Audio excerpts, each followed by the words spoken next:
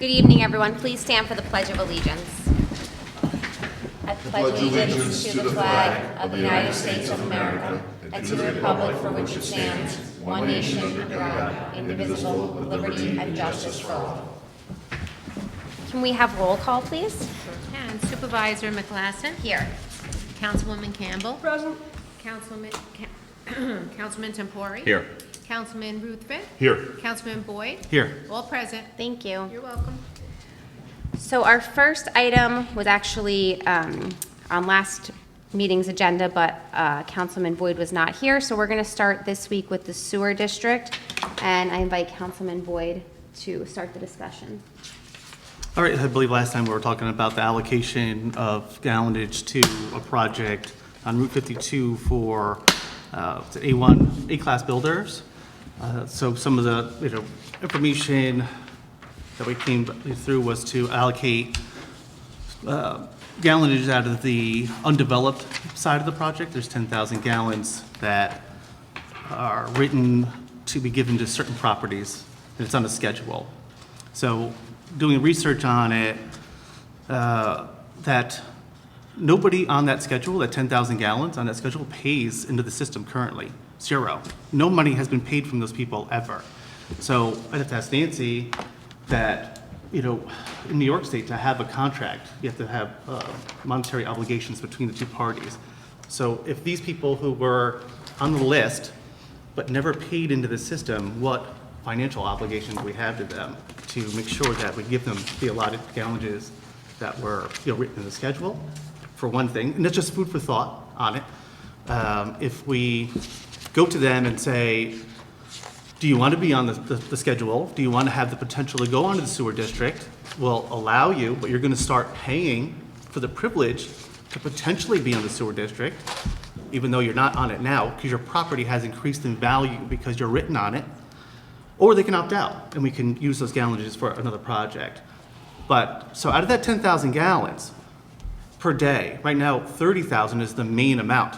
If we get those people to actually begin to pay like they should have from the very, very start, we could drop everybody's bill by 25% tomorrow if we passed a law that said that those people have to participate in, because we've built a sewer plant to accommodate their use.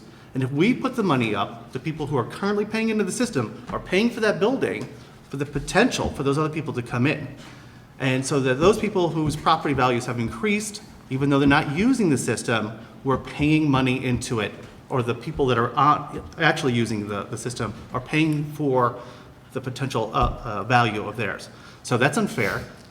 And I think with some effort, some more chat about this, we can figure out a way to lower everybody's bill, make everybody who is getting value out of the sewer district to pay their fair share, and lower everybody's bill. So this is just part of the research I'm doing. Again, it's just food for thought, but that's where we're at for right now. Do we have public comment? Well, I didn't know if we were going on what you wanted to allocate to Brian tonight. We can have a discussion of whatever you like.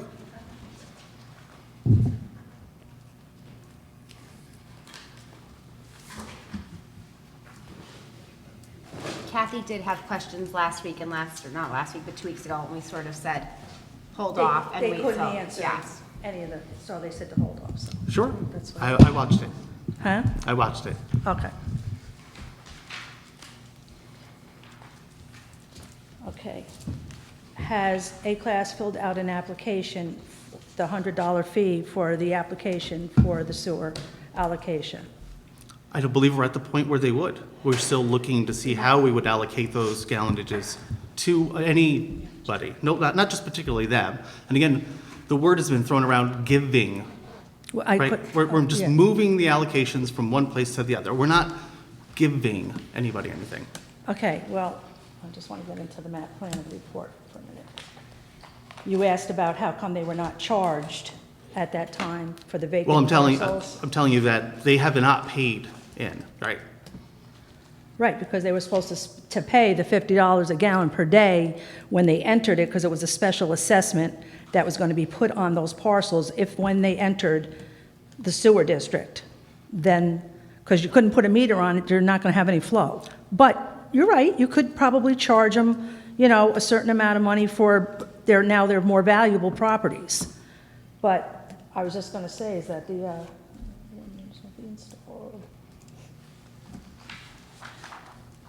it says a special assessment that was here. The parcel's owners will be charged based on the water use. Water meters will be installed for all the buildings. So you didn't have that. I didn't have what? The what? I'm asking you, you said I didn't have it. Have what? The water meters that we kind of disagreed on, the water meter usage is what we pay for. Like for 10 years, I had to hand in my meter reading, and that's what I paid for.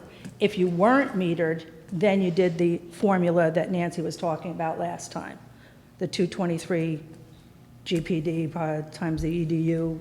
I think what Nancy did research on was to say that the water meters are really just for overuse, not underuse, so that actually doesn't determine the bill. Where does that say that? That's through precedence on other systems. So here's where we go, is that this rule, right from the very beginning, Right. was poorly written and poorly implemented throughout the last 12 years that it's been on. So nobody knows exactly what properties there are, who has meters, who does not have meters. There's, I think, 11 people that actually have handed in vouchers over time. Right. Well, So, three, I think 3. Yes, and so the idea is that the meters are specifically for overuse, not underuse. That's, okay. But the law, and if you look at it, it says the parcel owners will be charged based on water use. Water meters will be installed for all the buildings. The town will supply the water meter, which they didn't. We bought our own water meters. And the owner will need to hire a plumber, which we did, to install the meter. In order to ensure that properties within the proposed KSD do not exceed the water allowance, the sewer use law will allow the town to levy fines if the properties exceed. So after I've paid if I'm showing that I'm using much more, then I'm going to get a penalty for it. But the water use right now in the law, this is just Let's see how poorly written it is. Oh, It's I saying didn't write that- it. It was an engineer. I didn't write it.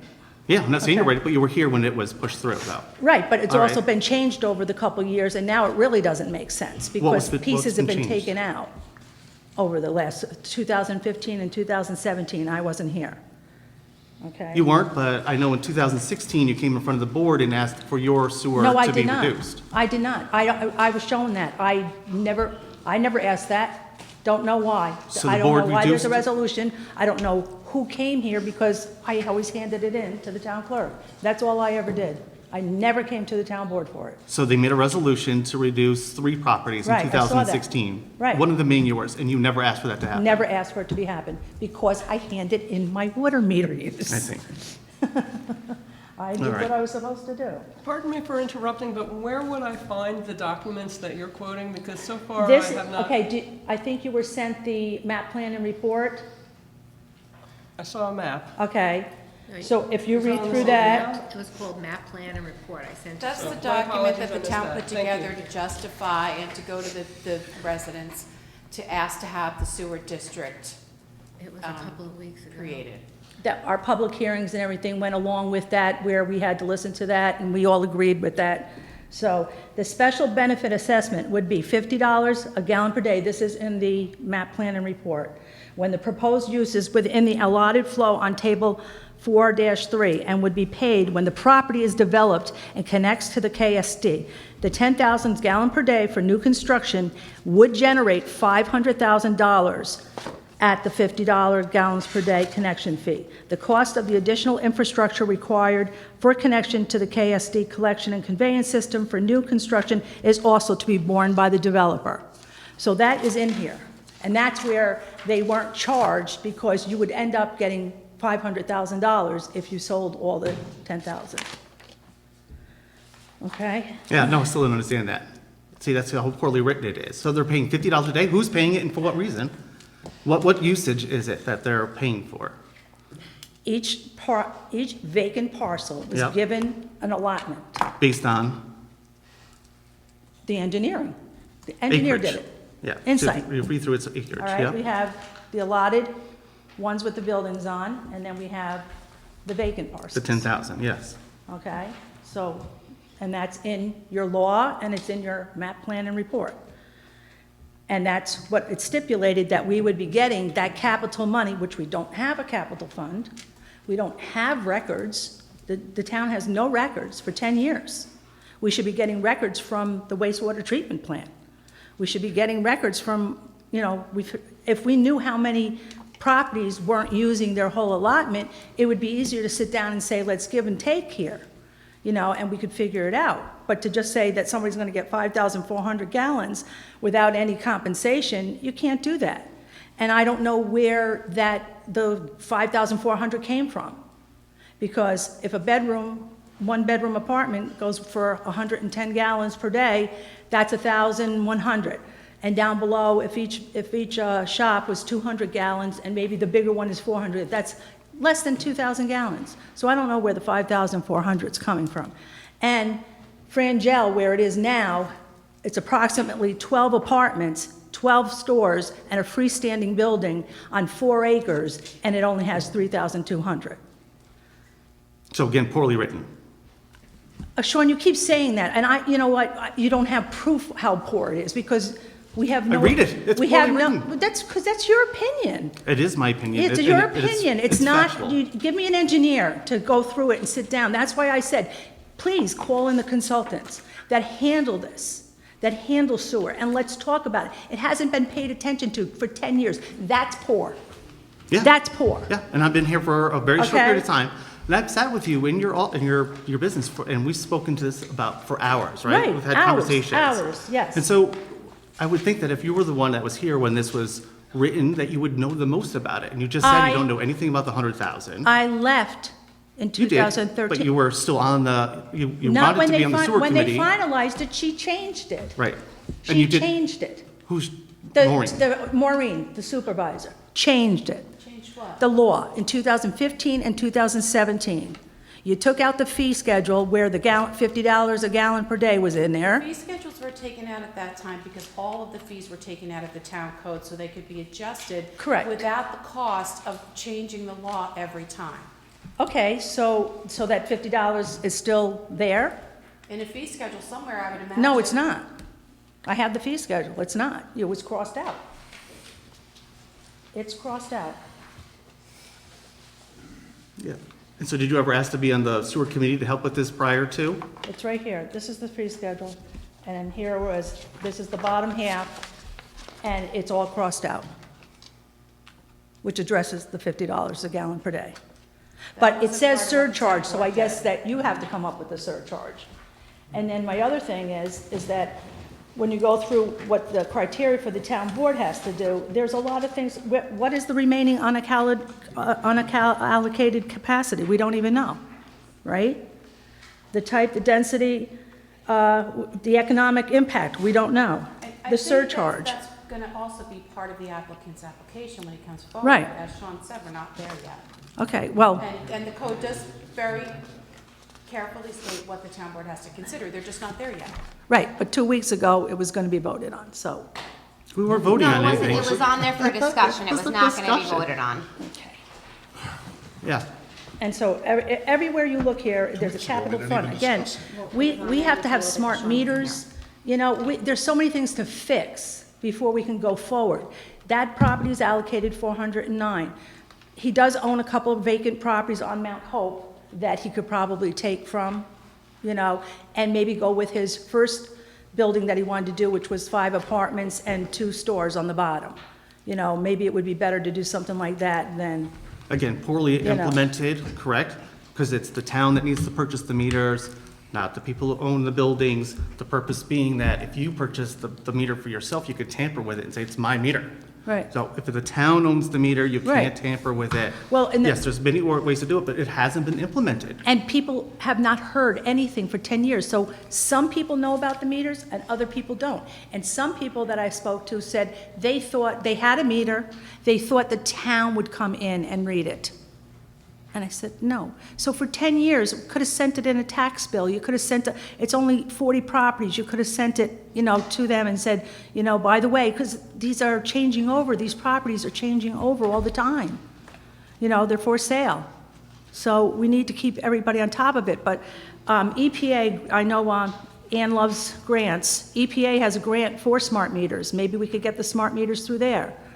You know, a lot of towns are going with the smart meters, and I think if you get that, and we sit down and figure out the capital fund, and they were supposed to put $100,000 aside, Kent wastewater treatment plant was supposed to have a $100 capital fund. So, you know, we got to find these things out. We tried to find out how we're being billed. We've gotten nothing. We've gotten nothing. Yeah, I've actually attempted many times to get a hold of DEP. I actually called Matt Slater, our assemblyman, great guy the other day, and they emailed me a contact number today, so. For the Kent wastewater treatment? To talk to them, because they're supposed to submit the reports to To the DEP, right. So, you know, what teeth we have to get them, I don't know. What teeth the DEP has to get them is much greater than mine. So, there's always, you know, other ways to get information, and that'll be one of them. And then I also think you have to look at, they haven't built in 10 years, so they haven't kept up their side of the bargain. We don't charge them because they're vacant properties. Yeah, we have no idea. So, you know, maybe we have to do something there because they have not kept up their part of the bargain.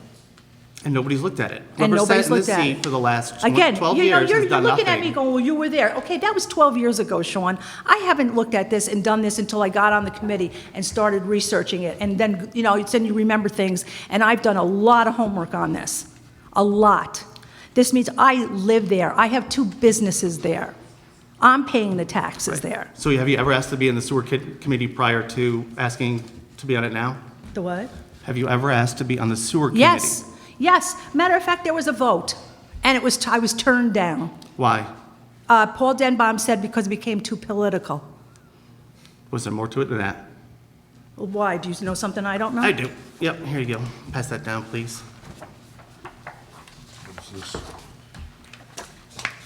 I do a lot of research, too. Okay, so can I see it? I will. I'll give you one.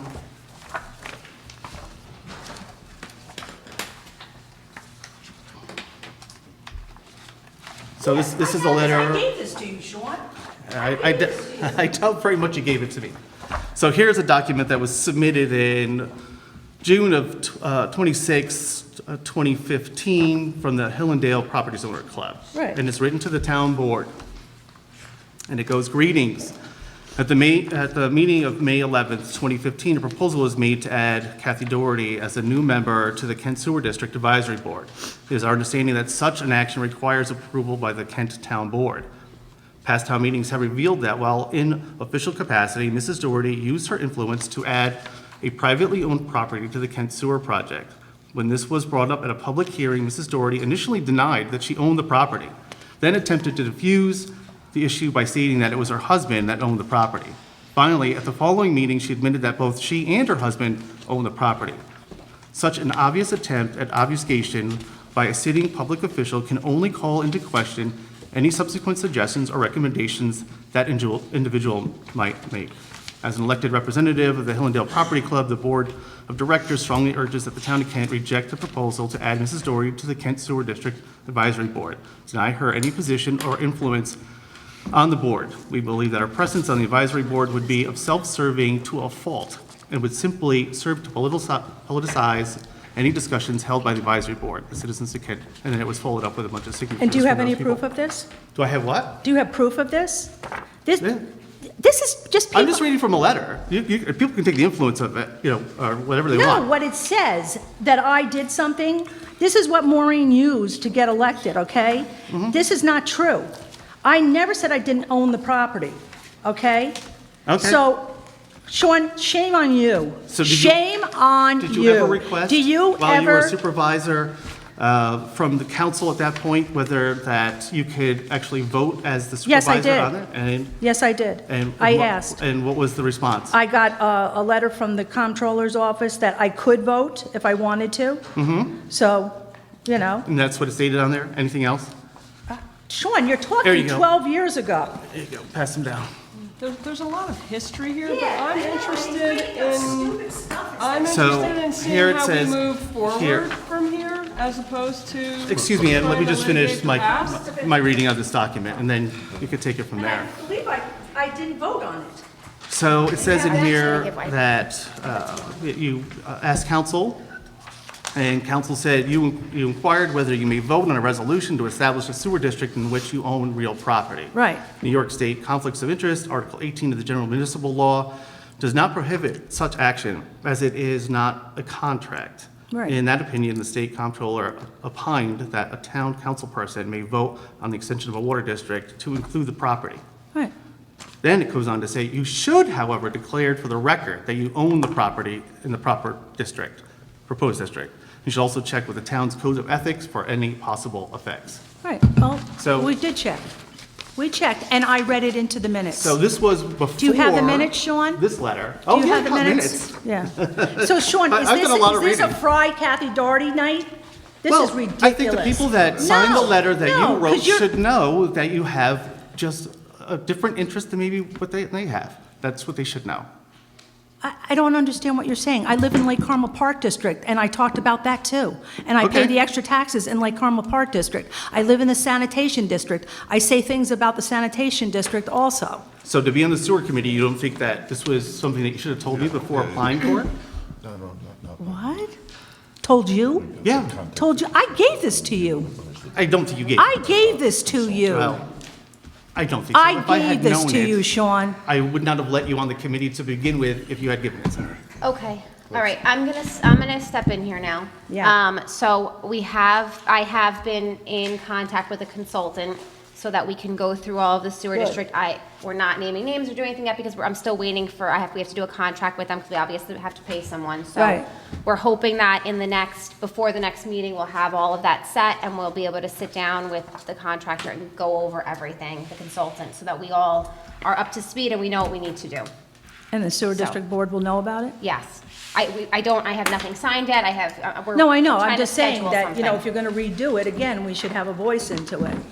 But it's also know. more to bring us up to speed, so that we all can fully Understanding understand what it. is Yes. going on. Right, So- no, it is a mess, and it needs to be straightened out, and it needs to be looked at, especially before we start allocating flow to projects. We need to know what we're talking about. Once I hear definite, from the consultant and everything, he was very busy, so once we have confirmation, then I will let everyone know what's going on. Okay? I could say things about you, Sean, but I won't stoop to your level. Thank you. Hi, everyone. Thomas Ferroni, 181 Dykeman Road. I'll be short and sweet after all that. It's interesting to know you're going to consider this further with a consultant, it sounds like? Yes, with a That's good to know. I think your comment is valid that these people, vacant lots aren't paying anything, and should we ask them to pay? Maybe we should. And that's great.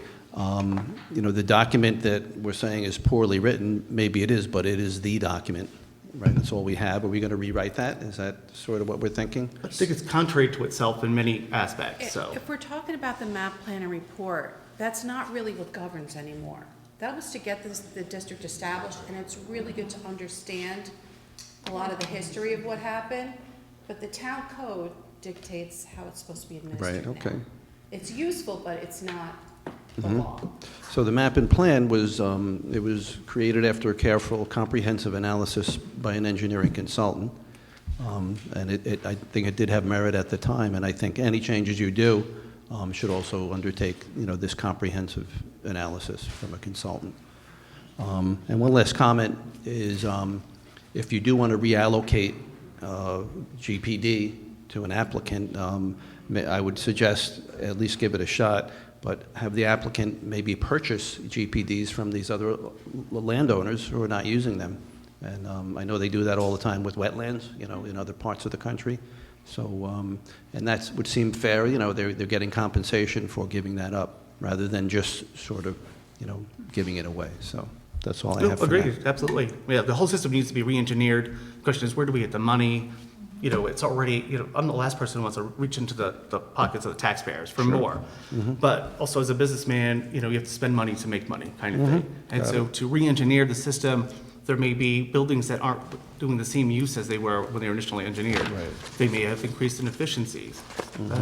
Many things like that where we can change the allocations, around and make it so that we can add businesses to the district. The whole point is to right. lower the bill to the people that own the system, and that's Right. what my main goal is. Right.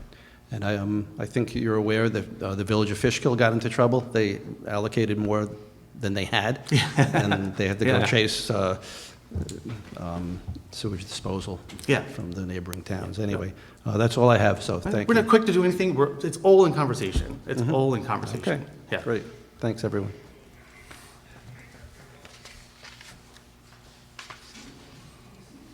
Susan Kotzer, Town of Kent. I've been listening to the sewer stuff forever. In the time being, will the 40 parcel owners that don't have meters, will they be notified of any of this going on? Will literature go out to those 40 people in the meantime to bring them up to the spot that you're at now and explain to them? I think we have to be brought up to speed first and find. We're waiting for the Well, consultant. And then It seems as once though we they have could a have been brought consultant, up to then we speed can. 10 years ago about the meters, so I'm just, I get it. I think we Baby waited 10 years. steps. I think we can wait a couple weeks to notify them. I think we all need to. You're welcome. All right. that's it. Okay. All right. Okay, moving on. Our next item is for the Highway Department, so I invite our Highway Superintendent, Richard Othmer, up.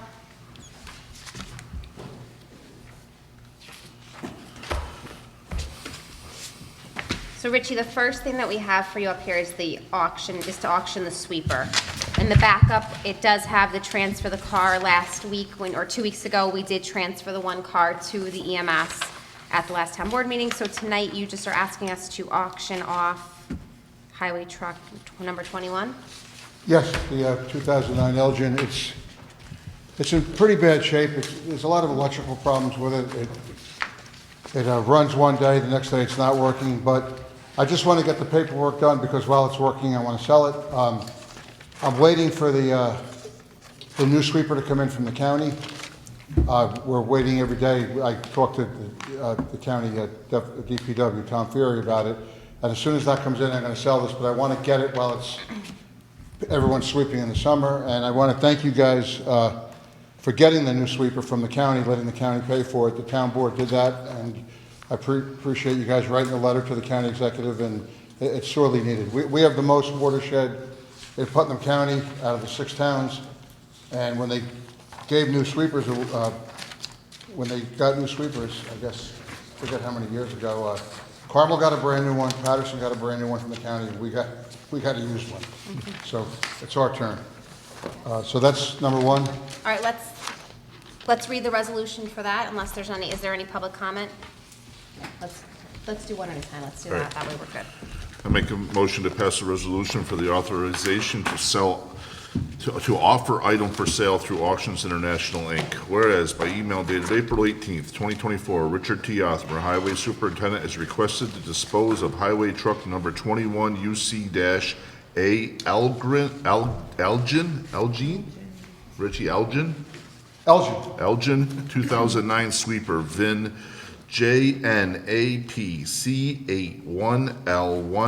JNAPC81L19AD 75082, truck number 21. And whereas the town board wishes to authorize the highway department to use the services of Auctions International to offer truck number 21 for sale to third parties, or if there are no purchasers, to scrap truck 21 in exchange for its metal value. Now therefore be it resolved, the town board of the town of Kent authorizes the highway department to offer truck number 21 for sale through Auctions International, and be it further resolved that if the offer for sale through Auctions International results in no sale of truck number 21, Highway Department is authorized to scrap truck number 21 for its metal value. I make this motion. Second. All in favor? Aye.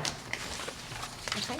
My next item is, if you would authorize Lana, the town clerk, to advertise in the paper for an MEO position for the highway So department. this isn't on the agenda for tonight, but Richie asked. if Oh, we I'm could- sorry. No, it's okay, if we could advertise for the MEO position, which I didn't think was This an is issue. it. Yep, we have a resolution for it, but, It was put up in-house already. do someone want to read it? Sure. Okay. I make a motion to adopt a resolution authorizing the town clerk to advertise for motor equipment operator for the Kent Highway Department. Whereas the town board of Kent, where the town of Kent is seeking to fill a motor equipment operator, MEO, position in the highway department, and whereas after the required internal posting, the town of Kent wishes to advertise for applications to fill said position, and whereas the town board of the town of Kent wishes to authorize its town clerk, Yolanda D. Capelli, to advertise for applications for the MEO position in the highway department after the required internal posting, now therefore be it resolved that the town board of the town of Kent hereby authorizes its town clerk, Yolanda D. Capelli, to advertise for applications for the MEO position in the town of Kent Highway Department after the required internal postings of the position. I make that motion. Second. All in favor? Aye.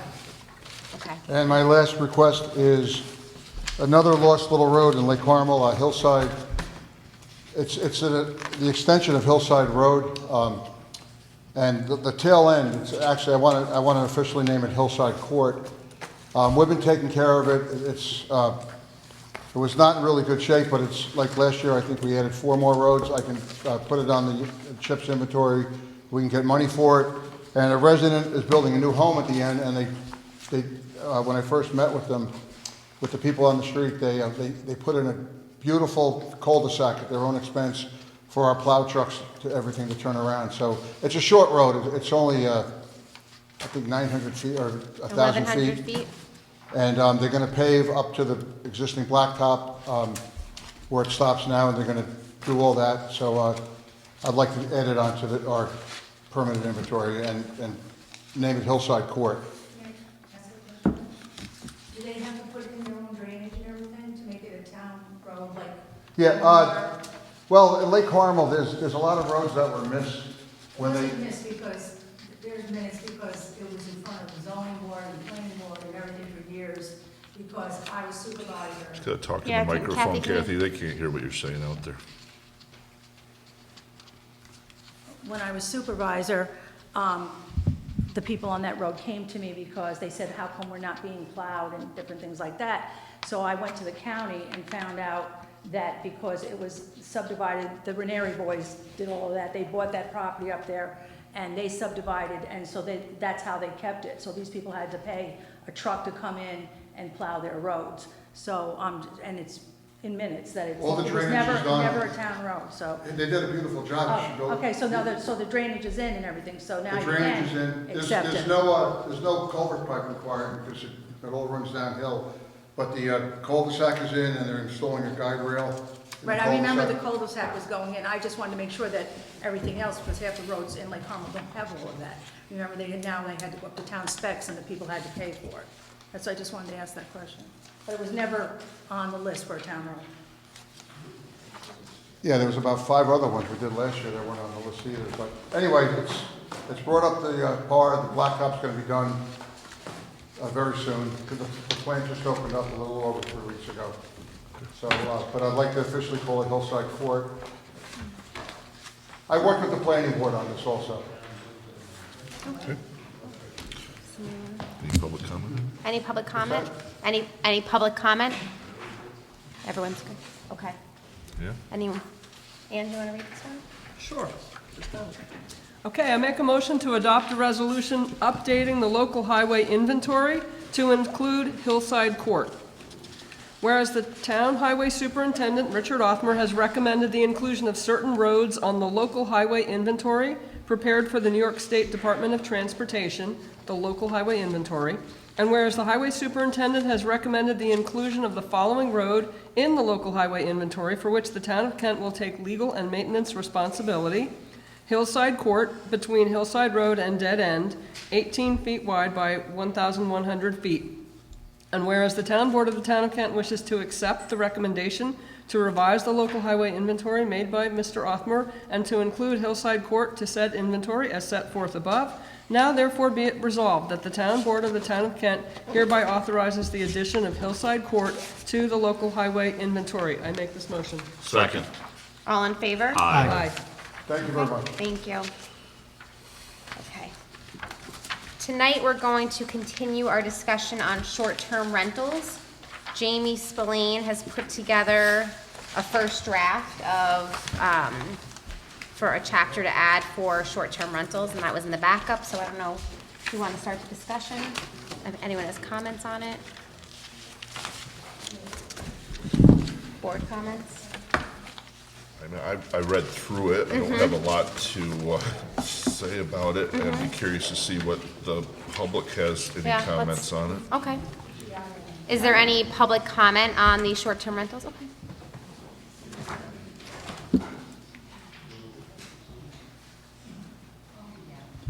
Thomas Ferroni, 181 Dykeman Road. I certainly applaud the effort of the town to leap into the 21st century. One simple comment, I read through it, maybe consider extending the permit term for 2 or 3 years. This way it's less paperwork for the town, like every year renew. So it might be something worthwhile. And that's it. Thank you. Excellent. Thank you. The meat of it was good? Yeah.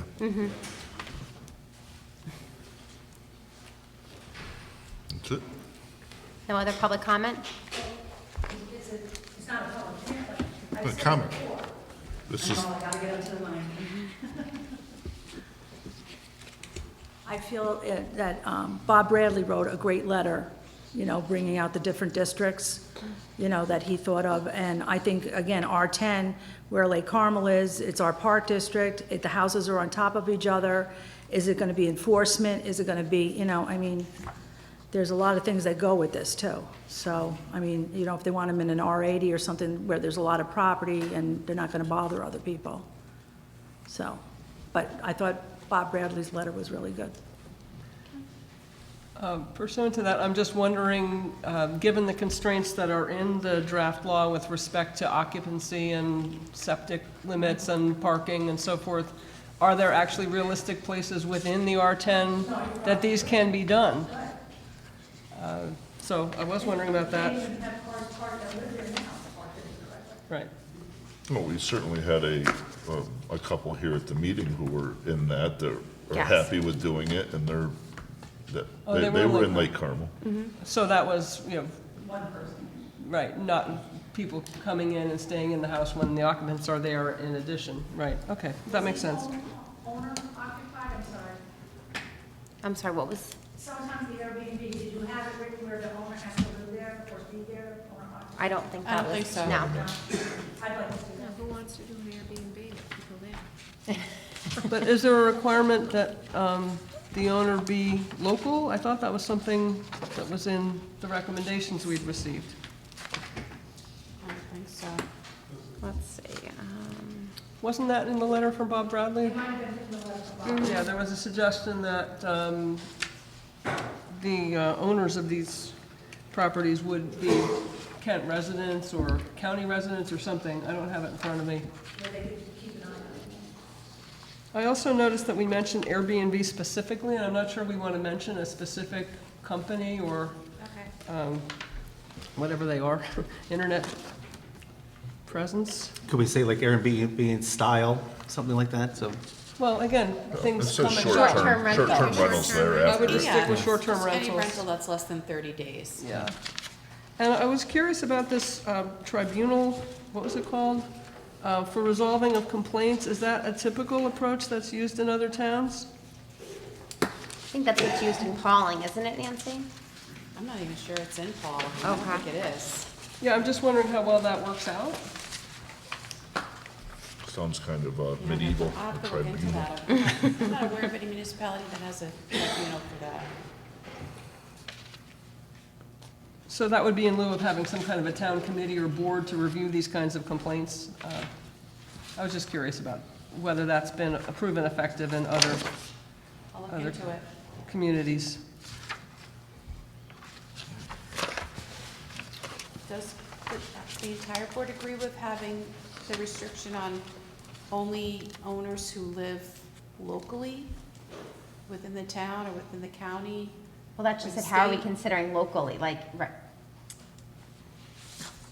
mean, I see the point of, and I think, I'm not an expert on Airbnbs or whatever, short-term rentals, but I do think there's people out there that are corporations, to say, that buy these places and are really absentee landowners. They just kind of buy them, use them for, I like the idea of having some vested interest in the community for it. I think it's important to know where that they're they're not some corporation that you're calling. You're actually talking to an owner of the property who can, like, the example was the couple that was here. They said they love the property here. They take a lot of care of it. They have cameras there.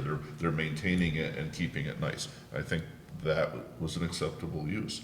I think we heard really. Did we know where they lived? No, but we heard months ago about one in a different location where they didn't know where to contact the people for it, I don't think. And there was a lot of complaining going on, but they didn't know who to complain to. Yeah. We had that gentleman, and he came in here, and he lived in Florida. Right, yeah. I don't know where those. So I think I'd like to see how it's worded in there, see how we can fit that in and see what the public comment is on it. The recommendation from Mr. Bradley was that rental should be owned by Town of Kent residents, not corporations, and that would be consistent with the accessory apartment law, apparently. And he also recommended, with respect to Kathy Doherty's comment, that it should be in the 2-acre zones. He wrote R60, I think he means R80, and then R40, as opposed to the R10. I don't know how I feel about that one as much. He also suggested that the property should be owner occupied at all times, but I think that would preclude I know. what a lot of Yeah. residents want to do, which is to be able to be absent for some time of the year and be able to rent while they are away.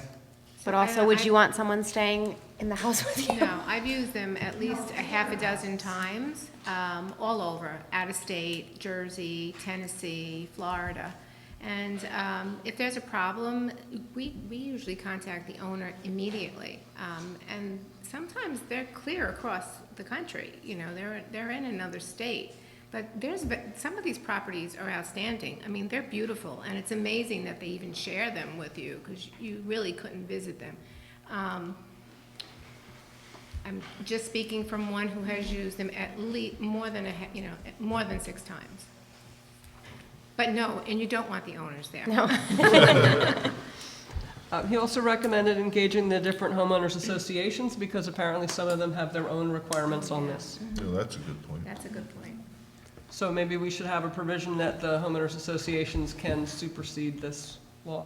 If it's In enacted. furtherance of all this discussion, instead of just R10, maybe it's lot size is something you want to consider. But keep in mind, we all know there's lots of cute little homes, that would make suitable short-term rentals. Also, I know you have something in there regarding parking, right? Off-street parking, and that's probably one of the typical complaints. You can consider limiting the number of guests at a particular unit, or maybe it's based on the size or the zone or something like that. So it does have that in here. Right. The number of people calculated of 2 persons per sleeping room, unless the room Right. size is below 100 square feet. Right. So there is, Sure. I think it would be like maybe case by case even, because you might have a tiny little lot that has 4 bedrooms, and, how do you deal with that? Anyway, these are just other ideas, so, and I would, I think owner occupancy would sort of be self-defeating for that. And if you do limit it to Kent residents, ownership by Kent residents, I think you're going to have very few people that can actually meet that requirement, right? So, I'm sorry, one second. Chief, could Yeah. you go out there and just let that family know that there's no voting here? That they have to go to the school? Thank you. Sorry. That's okay. But those are just more thoughts to throw in the mix there. don't Since know you're how- having lively discussion. This is my personal opinion. I don't know if I would restrict it to just Kent residents. Maybe Putnam County, but even that, we're right on the border with East Fishkill. They're all neighbors of ours. They're all within a close But area. also, what if someone lives in Danbury, Connecticut? Yeah, no. Right, Or Manhattan. Right. But sure.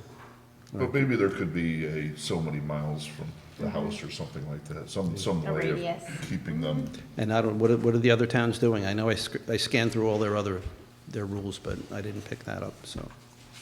No, this is a work in progress. Yeah, was there a limit on how many days a year you could rent it out? So if you only allowed 6? we can put that on there. So if you can only rent out 6, then you're probably gonna live in it yourself, the other 6, otherwise it'd be vacant, you wouldn't make money on it. So that would force people to be like part resident. Part-time Does resident. Pauling have any stipulations on length of I don't think so. time? No. Or did they have a radius? No. Anywhere, anybody. People can live anywhere and have an Airbnb. Yeah, a lot of Okay. people live in the city. Right. and have their country house there, so. Okay. I'd Thank like you. to know Thank you. a little bit, or maybe we should think a little bit about what happens if some of the occupants are creating a public disturbance. I mean, there is a thing here about having to resolve things within 2 hours and so forth. I know some of the other ones we looked at had some more stringent noise requirements. One was way more stringent than a typical noise ordinance, which really surprised me. Something about normal conversational levels, but maybe there's some kind of middle ground on something like that.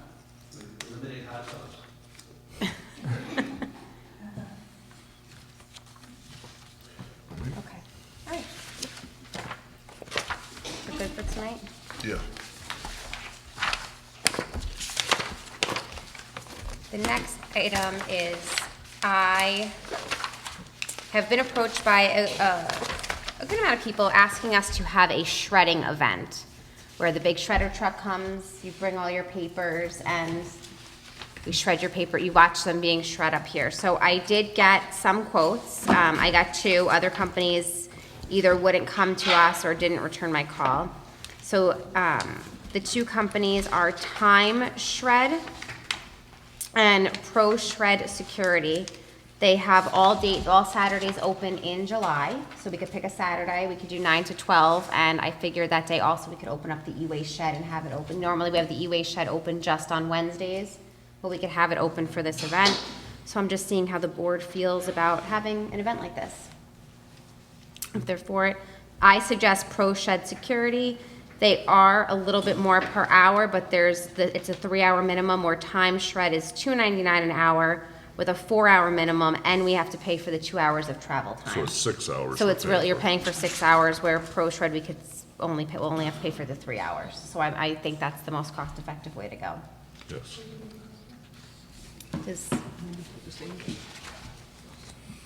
They have every Saturday open, I'm sorry, in July. June, they do not have Oh, okay. any, unfortunately, they did not have any openings for But us. maybe a future. Yes, exactly. So I would like to propose this, and I would like to propose, I'm just gonna look at my It's a calendar big thing. quickly. People pay to have, Yeah, Carmel does it all the time. Putt Valley does I it. could see big corporations, but can't we go over to Staples and buy one for $2.99 and charge our, You know how often ours gets jammed and stuff, and we're trying to get the paper out of it?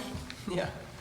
I can attest to having a huge box because it just takes too much time to feed the machine. Recycling has a bigger one, by the way.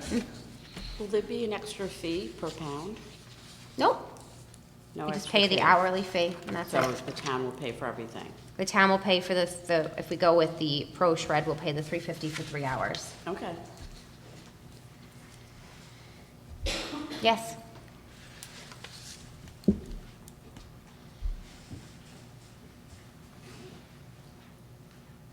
Barry Sennell from the Kent Fire District. I wasn't planning on talking about this, but since you bring it up, we just hired Iron Mountain, and they delivered 5 bins to us for $500. And we put the bins around the firehouse, and we're following the schedule for the shredding of our documents. And then when the bins fill up, they pick them up, and it's $500. So I don't know what this event is for, but I'm just saying it's pretty reasonably priced. I can get you a contact if you want. Thank you. So Thank you. a lot of people, when they have papers that they want to shred, the big thing with this, don't know this personally, but I've been told, is that people like to bring their papers and watch them being shred so that they know that that it's taken care of, versus a basket or something that I would put my papers in, and I don't know if they get shredded or not, or if someone Well, these buys- are locked bins. They're Okay. big rectangular bins with slots in them and a lock. So I hear you. This is more of an internal thing, so I don't know if this is an external event where everybody can just shred papers, so. This would be for the whole community. All right, Come then, shred all your then you can papers. strike everything I just said. So I would suggest, just because I have to be at the event, so someone has to be here, and I don't know what everyone else is doing in July, so I'm not shredding paper. I know, okay. So I am suggesting July 20th, Okay. Saturday, July 20th, so if the board agrees, Let's give it a try. okay, 350. yes. I think we 3 have, hours. yep. Code of Pro Shed. All right. like to make a motion to pass a resolution to approve the shredding quote, whereas in accordance with the town's procurement policy, the town of Kent requested quotes for shredding services, whereas the town received 2 quotes for such services, copies of which are annexed hereto and hereby made a part hereof. And whereas ProShed Security submitted the lowest quote at $350 per hour with a 3-hour minimum, whereas the town board desires to accept the quote of ProShed Security as the best value for shredding services. Now therefore be it resolved, the town board accepts the quote of ProShed Security to provide shredding services consistent with the annex quote, and be it further resolved, the town board of the town of Kent hereby authorizes and directs the town supervisor to execute any and all documents in a form satisfactory to the town attorney if requested, and to take any and all necessary and appropriate actions to give effect to this resolution. I make this motion. Second. All in favor? Aye. Okay. We have 2 items from the planning board. The first one is they would like to take a current planning board member and move her to a alternate member for the planning board. Last week, we did advertise for a full-time member for the planning board, but this week, I'm just asking if we could move Sabrina Cruz to an alternate member. Okay. Is there any comment? You wanna do this, Michelle? And that's at her request. It is at her, yes, it is at her request. Sure, good. Make a motion for a resolution appointing alternate member to the planning board. Whereas there is a vacancy for the position of alternate member of the planning board, and the town board wishes to appoint Sabrina Cruz as an alternate member to the planning board. Now therefore be it resolved that Sabrina Cruz be appointed as an alternate member of the planning board. I make this motion. Second. Just to add to that, and so she would be resigning as her spot as a full-time member of the planning board to become the alternate. But now, so there's a second? So Sorry. should we Okay. have to accept this, do we want to, you just made a resolution to accept it? Yes. Or is that accept her It's resignation? resignation to go to the alternate. Okay. Okay. Second, all in favor? Aye. Okay. And then next item is at their May 9th meeting, they voted unanimously to accept 2 bonds, and they're asking us tonight to also accept them. An erosion control bond in the amount of $9,803, and an escrow for the final inspection fee in the amount of $1,000 from the owner of the property located at Gypsy Trail. Any comment?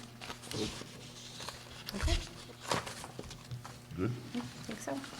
Make a motion to pass a resolution accepting the erosion control surety bond and escrow for the inspection fee and returning application and inspection fee.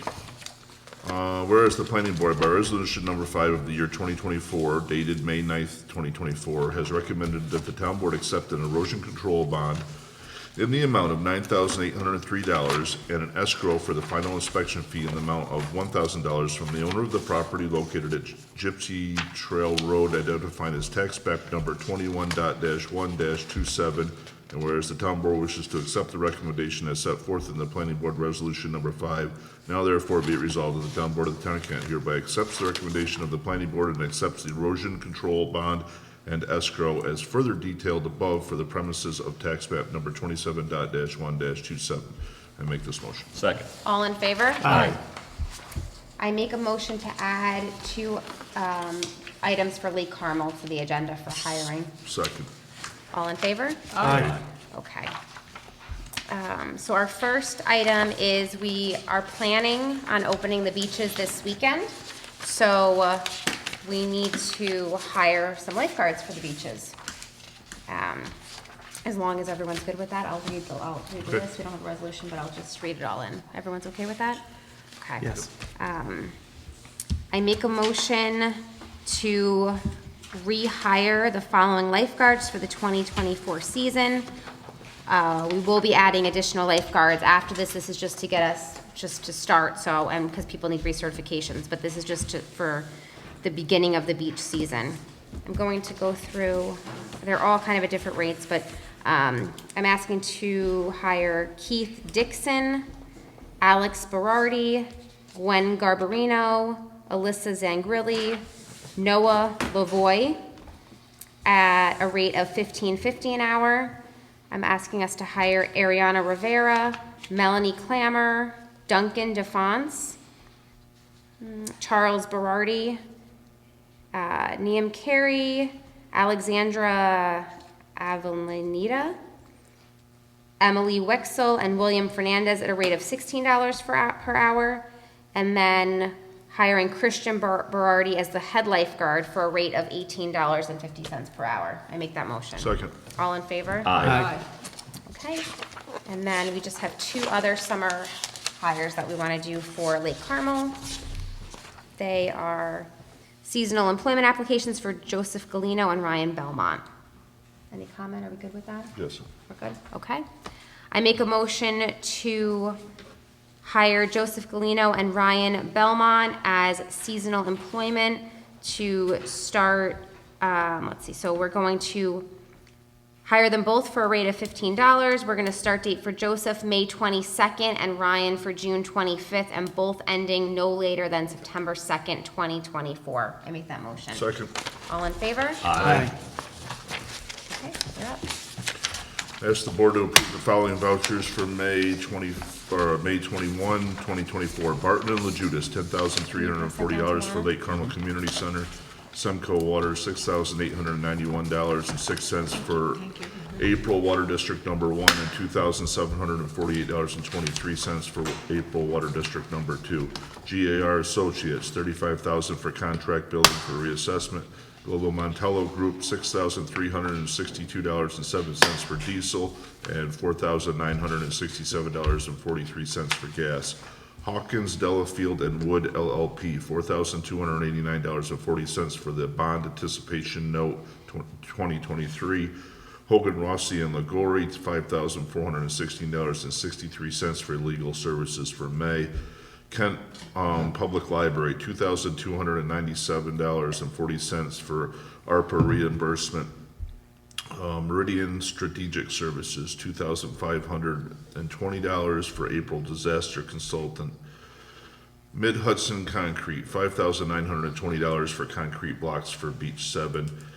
New York State Department of Civil Services, $280,864.72 for May Health Insurance. NYSEG, $2,563.91 for April Town Hall, and $4,574.68 for April Police Station. Putnam County Sheriff's Department, $2,122.33 for the 2024 Leads Online fee.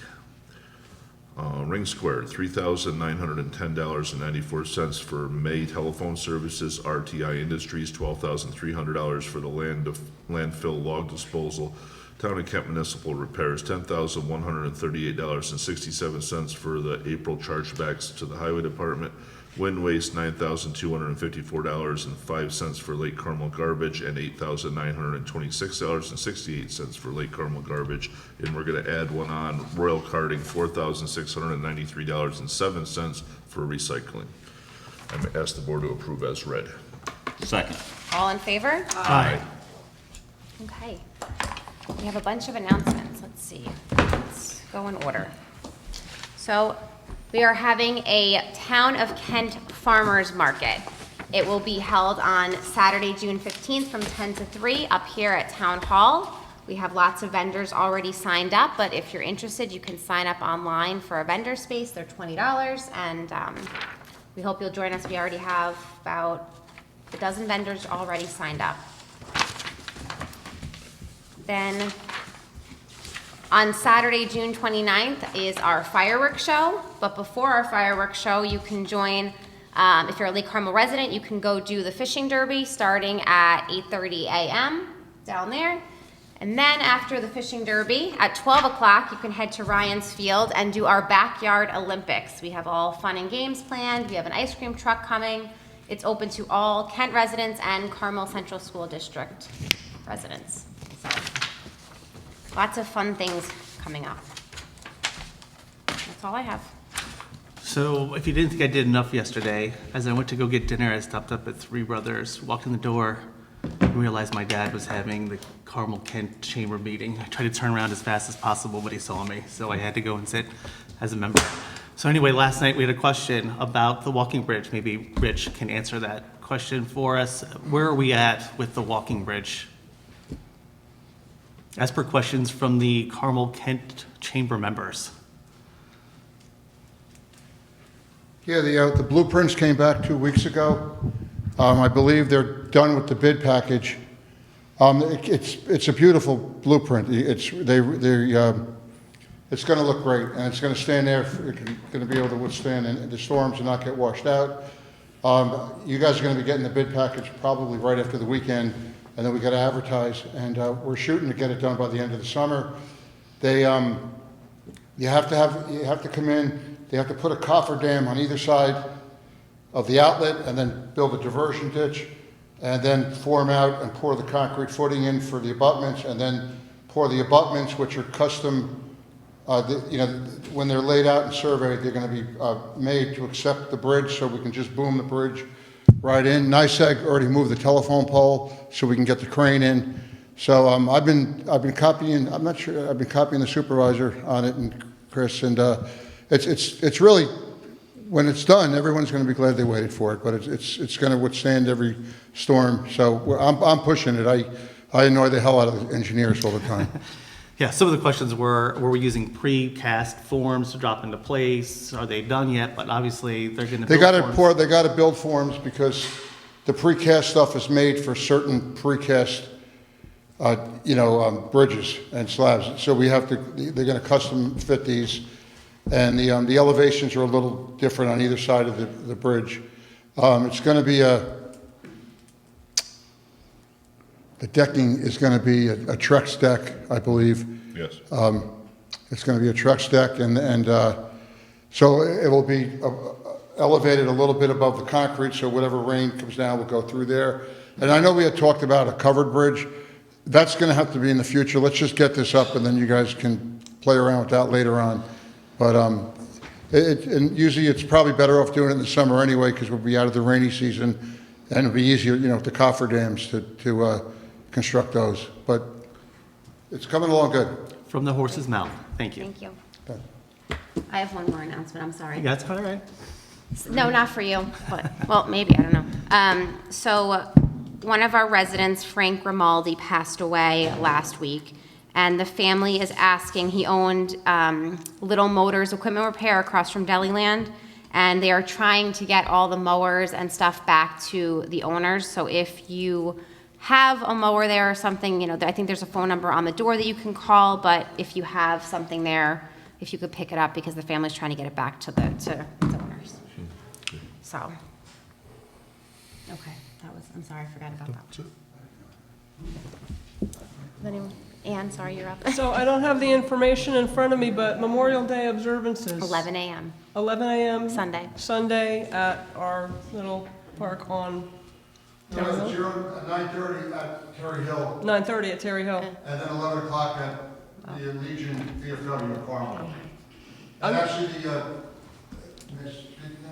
the American Legion post, it used to be Carmel Post 270, it is now Carmel Kent Post 270. Most of the members were from Kent, and the first commander was from Kent. So I'm the vice commander down there now, and I brought that up, so we had a change to the Carmel Kent American Legion Post 270. But our ceremony at Terry Hill is 9:30, and then 1100 at the Memorial Hall in Carmel. And Richie, I'm not going to be able to make it this year, so I'm hoping some of our board colleagues will be there. Usually, you guys rotate. You all make it at different times. So from the library, a couple of things. I had mentioned last meeting, there's a Disability Guide to College Planning event at the library Wednesday, June 5th. So if you have a student in the family who has learning differences or other issues and is planning to attend college, this is a good way to get set up for that to be successful. Also, I saw something about a Tinker Lab. That sounded appealing. This is starting July 11th, Thursdays at 11:30 a.m. Tinker Lab for children to follow their curiosities, experiment, and learn how things work. And as a scientist myself, I love seeing events like that. There's also a journaling workshop for older teens and adults on June 15th at 5:30. And as always, there are a lot of interesting events going on at the library. Please check their website. Thank you. On Memorial Day events for the weekend at the Putnam County Veterans Memorial Park. They're having their annual watch fires from 6 p.m. to 6 a.m. on Friday night, Saturday, and Sunday night, where they will be cutting up and retiring American flags. You're welcome to stop down. They've done that for many, many years now, since the park was vandalized on Memorial Day weekend in the middle of the night. That's been their vigil to stay down there and guard their monuments at the Veterans Memorial Park. So you're welcome to stop in. It'll be open 24 hours down there. Any public comment? Come on up.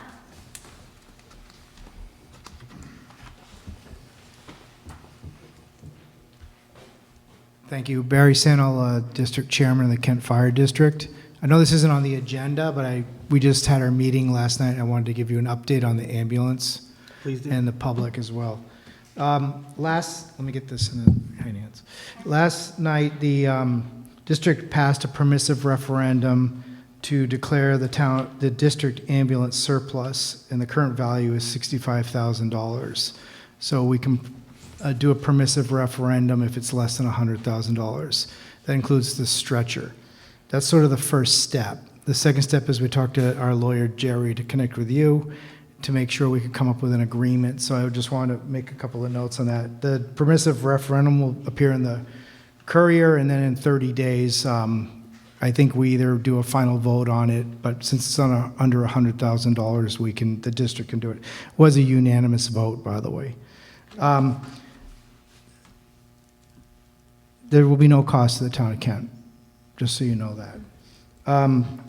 We're going to need a failure to provide service in this agreement. So if, we're rooting for the success of this venture with the town of Kent, but we'll need some kind of a failure clause in there. So you guys can work on that. We hope we never have to exercise that. And then in order to release the ambulance, we're going to need a draft response plan. I've talked to Alex about that, including gap coverage while the ambulance is being decorated for the town. So I know that you're working with Lake Carmel and you'll have 2 vehicles, but it's really critical to the residents of the Kent Fire District that we don't have any gap in ambulance coverage while the vehicles are being put in service. And Alex can work directly with Chief Matt Valente on that, but we'd like that in writing before we actually do that. That way we know we're all covered.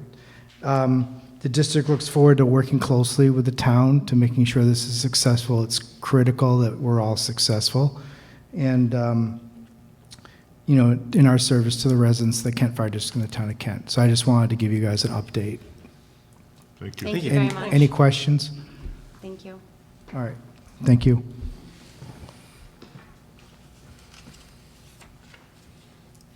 Anybody else? No?